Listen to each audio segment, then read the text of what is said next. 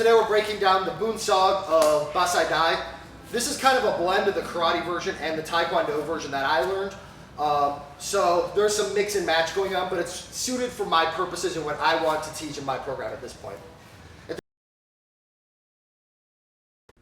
What I had originally learned as a groin block, I now teach as a guillotine, and it's essentially the same movement. So it's a nice way of introducing my students to that guillotine motion, and you can really show how you can pinch down on the elbow and rotate to really apply pressure on it. So it's a nice introduction to this technique.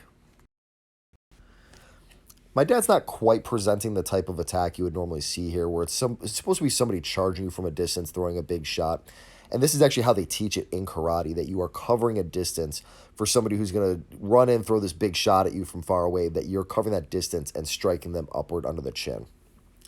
Now, from here, you have these two middle block techniques, and I've essentially just repurposed them. So somebody grabbing you on the shoulder, you're going to come over the top to break the grip with a back fist into a bottom fist. And it's just a nice, smooth break of that grip. Here we deviate from the karate version of this, and instead of doing the right hand to catch a front kick, you're going into this crane stance half mountain block that they teach in the Taekwondo version.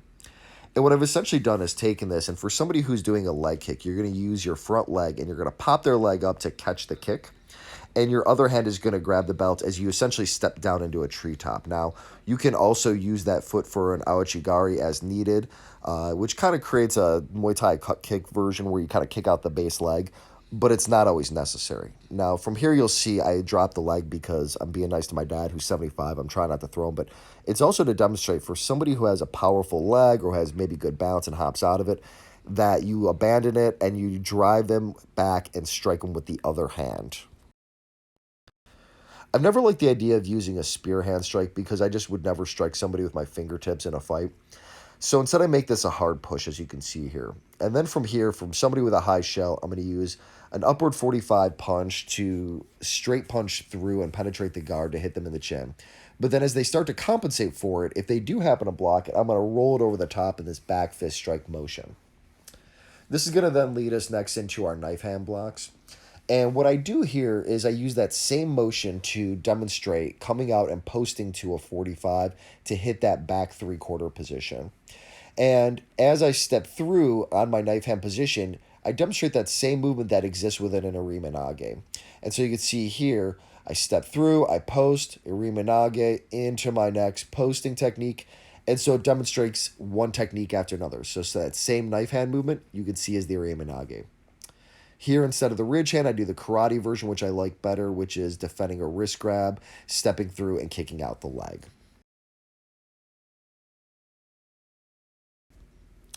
This next sequence, as you finish up your knife hands, you end up at this back three-quarter, and instead of going for the Irime Nagi that we were doing before, now this time we use that groin block motion that exists within the form to do what I call a reverse can opener, where I'm going to grab the chin from behind, use my elbows as a lever, and just bring their head straight down. And let me tell you, it is a nasty little move.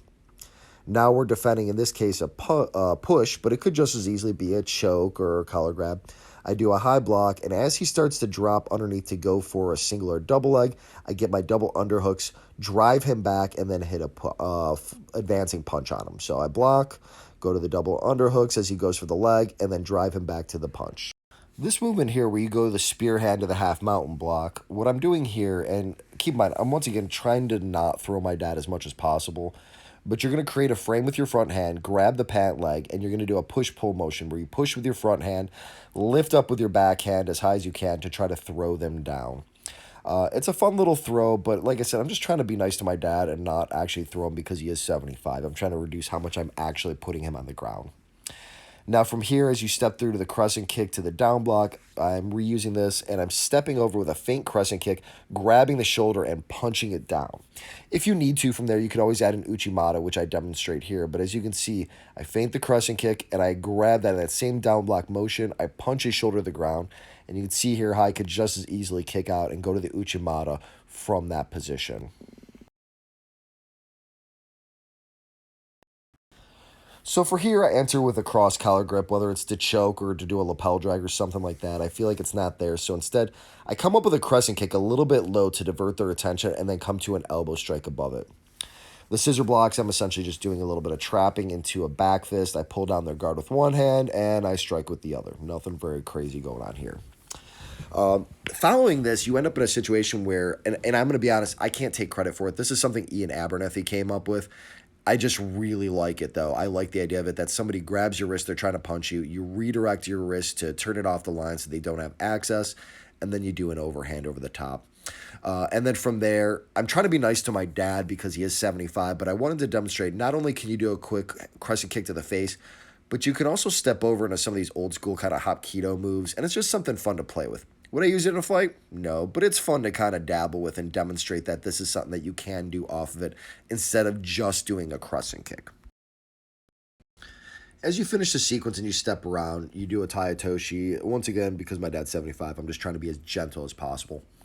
But instead of doing these low, deep stances with these middle blocks, I think about it as pulling across an arm, grabbing the collar, and pulling that up in that same kind of motion. And that kind of puts them forward, and a lot of times you'll pull them into a turtle position, which is really nice. Then from here, you just basically kind of finish how we did with the earlier knife hands, where you're doing the posting, and then you finish up by going to that reverse can opener to finish the form and end up where you started. Anyway, thanks for watching, guys.